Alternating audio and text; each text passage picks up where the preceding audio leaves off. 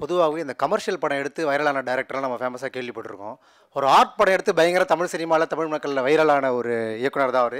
Tamil cinema ரசனையின் மீது கூழாங்கல் எல்லை பாறாங்கலை தூக்கி விசிறிய எங்கள் PS வினோத்ராஜ் அவர்களை மேடைக்கு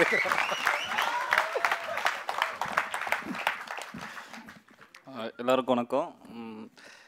ரொம்ப சந்தோஷமா இருந்துச்சு. என்னன்னா, நான் வந்து ஃபெஸ்டிவல்ஸ் போய் இங்கேயும் தடையா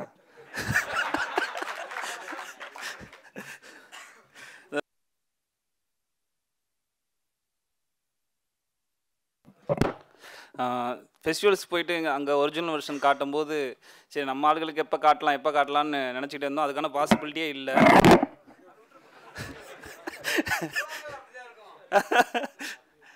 ஆனால் இங்கே வானம் ஃபிலிம் ஃபெஸ்டிவலில் வந்து என்னோடய ஒரிஜினல் வெர்ஷனை காட்டினதில் ரொம்ப ரொம்ப சந்தோஷமாக அது இன்றைக்கி தான் அது எனக்கு ரொம்ப பாசிபிலிட்டி ஆச்சுன்னா ஒரு பெரிய ஏக்கம் இருக்கும் இல்லையா. அது ஏதோ ஒரு மியூட் வார்த்தையாக இருந்தாலும் எதுவாக இருந்தாலும் ஒரு வச்சா நம்ம அப்படியே முழுசாக காட்டணும், நம்ம படத்தை எல்லாருக்கும் அதை எப்படி இது பண்ணிக்கிறாங்கன்னு பார்க்கணுன்னு ரொம்ப ஆசையாக இருக்கும் இல்லையா. அது இன்றைக்கி நிறைவேறினது ரொம்ப சந்தோஷமாக இருந்துச்சு. அப்புறம் வந்து கொட்டுக்காளி வந்து அவங்க சொன்ன மாதிரி எந்த மாதிரியான காலகட்டத்தில் அது ரிலீஸ் ஆகிருக்குன்ற பொறுத்தவரை அந்த வகையில் கொட்டுக்காளி எப்போயுமே ஒரு சக்ஸஸ்ஃபுல்லான படம் தான். ஸோ நான் அதுக்கு என்ன சொல்கிறது, அது ரிலீஸ் டயத்தில் வந்து மிக்சடான சில விஷயங்கள் நடந்துச்சு. அது இன்றைக்கி எல்லா படத்துக்குமே நடக்குது. அது கொட்டுக்காளிக்கு மட்டும் இல்லை, எல்லா படத்துக்குமே நடக்குது. அதனால் அதையுமே நான் பெருசாக இல்லை. ஆடியன்ஸ்லேருந்து வரும்போது எனக்கு ஒரே ஒரு என்ன தான் தோணுச்சு, நான் முன்னாடியே சொன்ன மாதிரி அவங்களுக்கு ப்ராக்டிஸ் இல்லை, அதனால் அவங்களுக்குள்ள சில கன்ஃபியூஷன்ஸ் வருது. எனக்கு தேட்டருக்குள்ளேயே நிறையா டிஸ்கஷன் வந்ததை நான் கேள்விப்பட்டேன், பார்த்தேன். அவங்களுக்குள்ளேயே சொல்யூஷன் கண்டுபிடிச்சதை பார்த்தேன். அதுக்கப்புறம் வந்து கேள்வியாக வரும்போதும் சரி ஒரு கட்டத்தில் அவங்களே வந்து யோசிக்க தானே சொன்னான் அப்படின்ட்டு போயிட்டாங்கன்றதையும் பார்த்தேன்.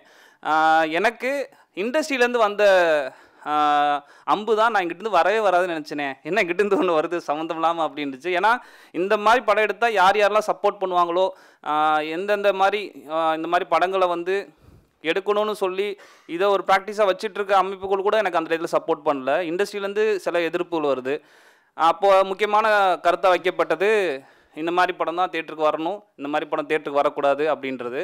நான் ரொம்ப எப்படி அதை பார்க்குறேன்னா, இந்த மாதிரி படம் தான் தேட்டருக்கு வரணும், இந்த மாதிரி படம் வரக்கூடாதுன்னு சொல்கிறது இந்த தெருவுக்குள்ளே நீ வரக்கூடாதுன்னு சொல்கிற மனநிலைக்கு ஒப்பானது தான்.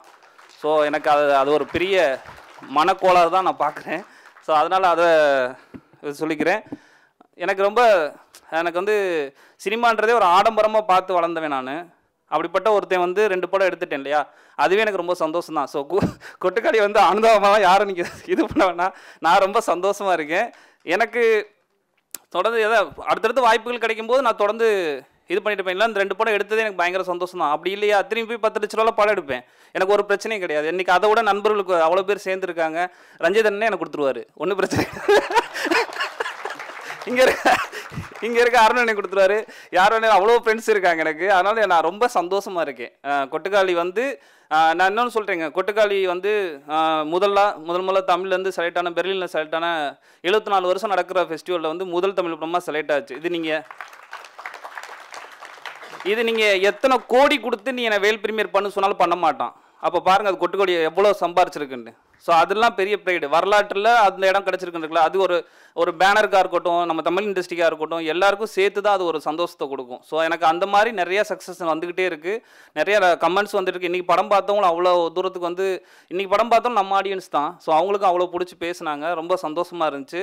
தொடர்ந்து இது நடக்கணும். அடுத்த வருஷம் படம் எடுத்துகிட்டு இருப்பேன், இல்லைனா படம் வந்து ஷூட் முடிச்சிருப்பேன். நான் அப்பயும் வந்து கலந்துக்கணும்னு ஆசைப்பட்றேன். இந்த இப்போ ஷூட் முடிச்சுட்டு வந்து உட்காந்துருக்காருல அது மாதிரி. நன்றி.